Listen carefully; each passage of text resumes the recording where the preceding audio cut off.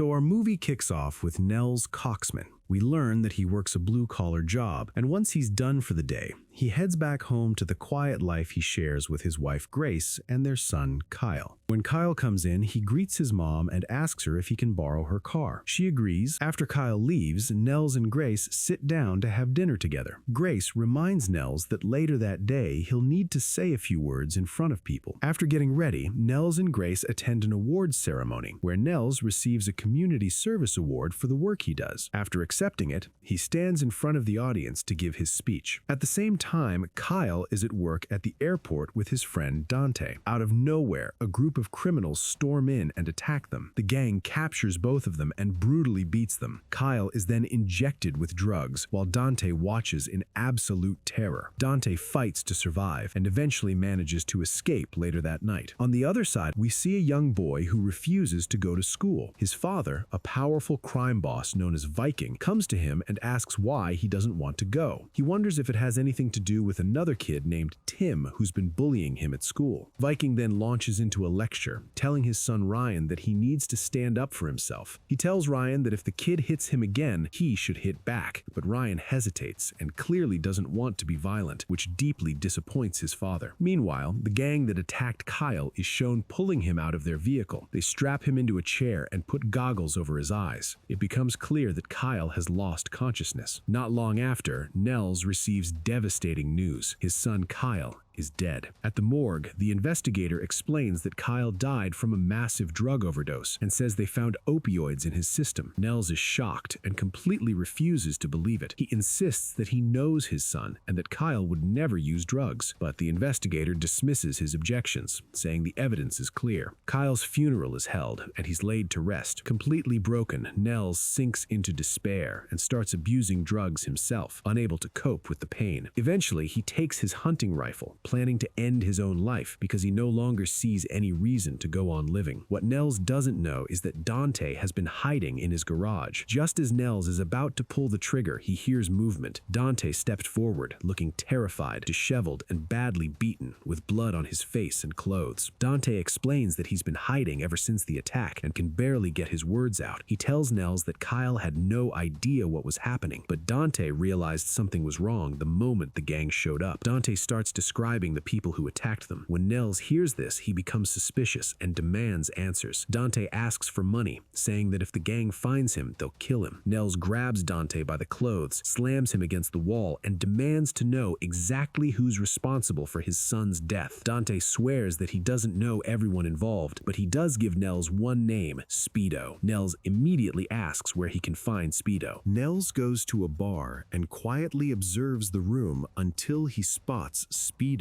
He follows him into the elevator and asks if his name is Speedo. Once Speedo realizes he's being followed, he threatens Nels and warns him to back off, but Nels doesn't flinch. He pressures him for answers about what happened to Kyle. Speedo denies everything. At that point, Nels loses his patience. He beats Speedo, drags him to his car, and interrogates him further. Struggling to breathe, Speedo finally breaks and gives up another name, Limbo, saying that Limbo is the one who gave the orders. Once Nels gets what he needs, he kills Speedo to make sure he can't warn anyone else. He drives the body away and dumps it into a nearby lake. When Nels returns home, Grace sees him and tries to reconnect with him, but she doesn't say a word. Meanwhile, Viking is informed that Speedo has disappeared without a trace. He becomes furious, especially when he finds out that Ryan has heard about it. Later, while driving with his son, Ryan asks who Speedo is. Viking brushes it off, saying Speedo was just one of his employees, and quickly changes the subject. Viking notices a cookie packed with Ryan's lunch and asks who put it there. He throws the cookie out the window, ranting that its ingredients aren't healthy. He looks at Ryan and tells him that Speedo's disappearance has nothing to do with him. Elsewhere, two police officers are driving around when they spot some kids smoking weed.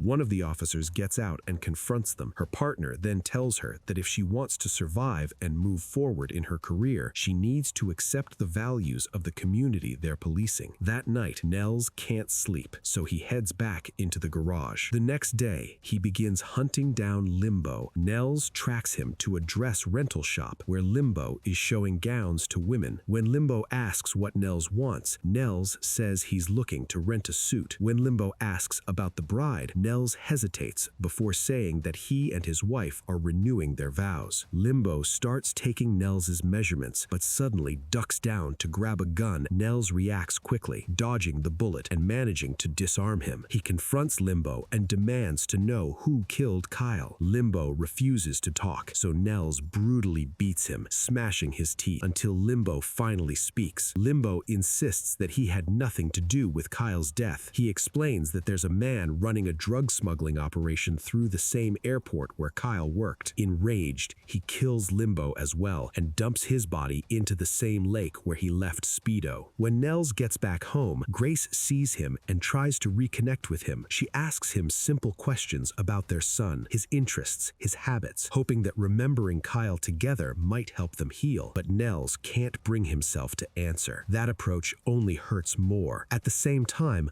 Viking loses his temper when he can't find his gym bag. He hands his ex-wife Maya a strict nutrition plan for Ryan, insisting the boy eat the exact same meals for breakfast, lunch, and dinner. Then, Maya tells Viking she wants to agree on a new custody arrangement. Ryan stays with her for 10 days. Viking hesitates, then coldly counters by saying he wants Ryan for all 14 days and 0 with her. When Mustang walks in, Maya immediately leaves. Mustang then informs Viking that Limbo has disappeared. He storms off to scream at his men, demanding answers about who's responsible for everything going wrong in his operation. Ryan and Mustang watch him from inside the house as Viking completely loses control. Meanwhile, Nells continues his personal war. He intercepts another one of Viking's men, beats him until he gives up whatever information he has, then kills him as well. Nells finds cocaine the man was transporting, takes the body, and dumps it into the lake like the others. When Nells returns home again, the house is empty. He realizes Grace has packed her things and left him a note. Nells sits on the couch reading it, overwhelmed by the crushing feeling of loneliness and loss. With nowhere else to turn, Nells goes to visit his brother Brock, who used to live deep in the criminal world. Nells tells Brock that Kyle is dead and that someone murdered him. Brock invites him inside, but Brock's wife assumes Nells is a criminal and treats him rudely. After reaching out to old contacts, Brock comes back to Nells with the truth. He explains that Dante had stolen gold from one of Viking's operations. When Viking found out, he sent men after Dante. Kyle's only mistake was being in the wrong place at the wrong time, and that's what got him killed. Hearing this makes Nells furious. Now his target is clear: Viking himself. Nells admits to Brock that he's already killed 3 of Viking's men and dumped their bodies in the lake. He asks Brock if there's any way to get to Viking directly. Brock tells him it's impossible. Viking is too protected. At the same time, Viking completely spirals when he realizes 3 of his men have vanished. He becomes convinced that his old rival White Bull is behind everything. Years ago, Viking and White Bull had a truce,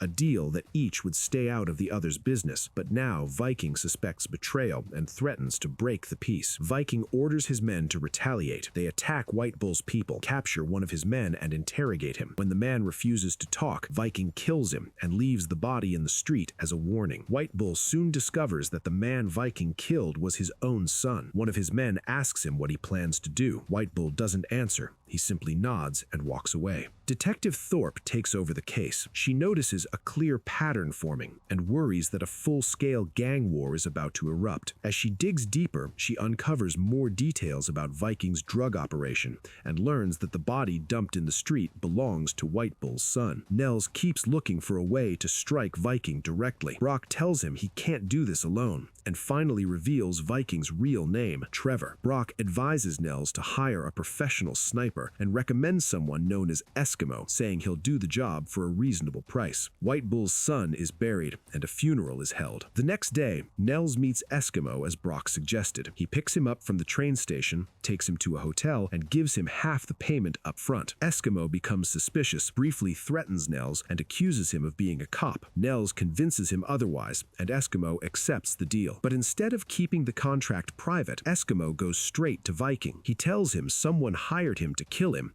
and offers to reveal the client's identity in exchange for more money. Viking assumes White Bull is behind everything, but Eskimo insists it's not him. Viking pays Eskimo and learns the name Coxman. Hearing that name shocks Viking. He assumes Brock Coxman, not Nells, is responsible. Years earlier, Viking worked with Brock, so he believes Brock has turned against Viking. Before Eskimo leaves, Viking asks him where he learned his code since he betrayed one deal to make another. Eskimo replies that powerful people matter more to him. He then leaves. Moments later, Eskimo is killed, though not to step on the carpet because it was just cleaned. To dispose of the body, Mustang and another man drive it away and dump it. It's revealed that some of Viking's men are tired of working for him and want out. Meanwhile, Nells continues searching for evidence, unaware of everything happening behind the scenes. Soon after, Viking's men abduct Brock from his home. Brock realizes there's been a misunderstanding. Viking believes Brock killed his men and plans to kill him in return. Knowing he's already dying of cancer and doesn't have much time left anyway, chooses to protect his brother. He tells Viking that he was behind everything, claiming he was taking revenge on Viking's father, who once stole Brock's fiancée. Viking laughs at the story, but shows no mercy. He kills Brock and orders his men to dispose of the body. A funeral is held for Brock. Elsewhere, White Bull is still mourning his son. During the funeral, he reminds his people of the old covenant between him and Viking's father, an agreement to preserve peace and stay out of each other's business. But now that Viking has killed his son, that covenant is broken. White Bull swears revenge, vowing to kill Viking's son just as Viking killed his. At the same time, Nells begins personally tracking Viking. He observes Viking with his young son, Ryan, and keeps his distance. Detective Thorpe continues her investigation. When she tells her partner that 3 of Viking's men have been killed, he casually admits he doesn't even know who Viking is. Viking asks his crew how he can stop the war with White Bull. Dexter suggests apologizing. Viking explodes, mocking the idea, then shoots Dexter in front of Mustang. He orders his men to cut off Dexter's head and send it to White Bull, claiming Dexter was a spy who killed White Bull's son and caused the conflict. Meanwhile, White Bull's men begin closely monitoring Ryan, learning his routine. 1 week with his father, 1 week with his mother. Detective Thorpe continues gathering intel through her ex-boyfriend, who works in Denver. She then goes to speak with Nells, telling him she wants to talk about his son. She admits she doesn't believe Kyle was a drug addict and tries to get more information, but Nells refuses to tell her anything. One of Viking's men delivers the severed head and repeats the story Viking prepared, hoping it will end the conflict. White Bull immediately sees through the lie. Furious, he kills the messenger on the spot and declares that he will kill Viking's son in front of Viking. White Bull sends his men to find Ryan and kill him. At the same time, Nells goes to Ryan's school. Calm and careful, he approaches the boy, pretending to be someone connected to his father's people. Ryan is suspicious at first, but Nells speaks gently and slowly earns his trust. Ryan gets into Nell's car,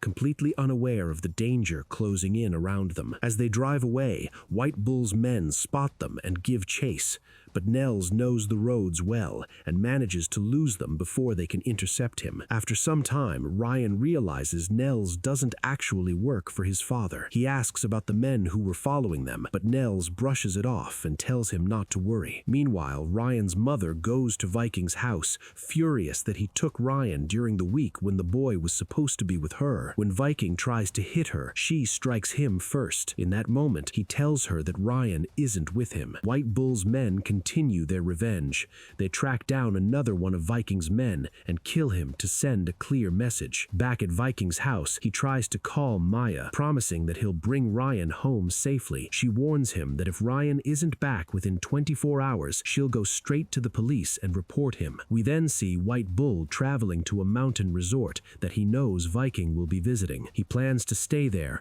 watch him closely, and kill him at the right moment. Elsewhere, Nells takes Ryan to a remote remote cabin in the mountains. He treats the boy gently, gives him food, reassures him, and tells him that he's safe. When Ryan asks who lives there, Nels calmly answers, no one. Nels prepares lunch and gives Ryan Kyle's old bedroom, telling him it used to belong to his son before he died, and that Ryan can sleep there now. As they get ready for bed, Ryan asks Nels to tell him a bedtime story. Nels agrees and tells him one. Before Ryan falls asleep, Nels promises they'll play in the snow in the morning. Ryan feels like he's finally getting the attention he never received from his father. Cut back to White Bull, quietly planning and thinking about his son and the revenge he's determined to carry out. Still unable to move on from his son's death, he also realizes his men haven't been able to find Ryan. At the same time, Viking speaks to the school's security guard and learns exactly what happened. The guard admits that a man named Coxman took Ryan. Hearing that name, Viking finally understands everything. He realizes he killed the wrong man and that Nels has been behind all the chaos from the very beginning. Furious, he starts planning how to eliminate him. On the other side, Nels decides to confront Viking directly. He calls him and tells him that Ryan is with him, warning Viking to come alone if he wants to see his son alive. Viking agrees, but secretly brings his men with him. Viking's crew arrives at Nels' house and searches every corner,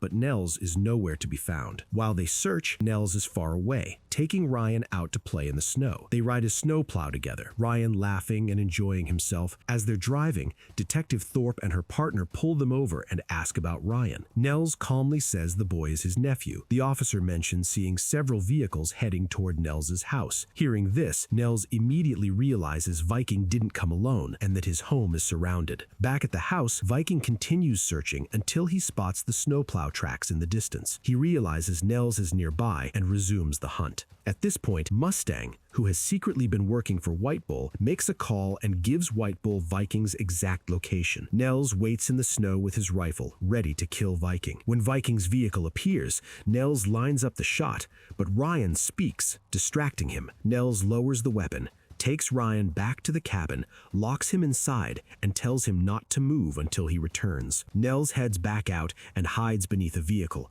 but Viking's men catch him, force him into their car, and bring him to Viking. Viking beats him and demands to know where his son is. Nels tells him he doesn't deserve a son like Ryan. Suddenly, White Bull's vehicles arrive.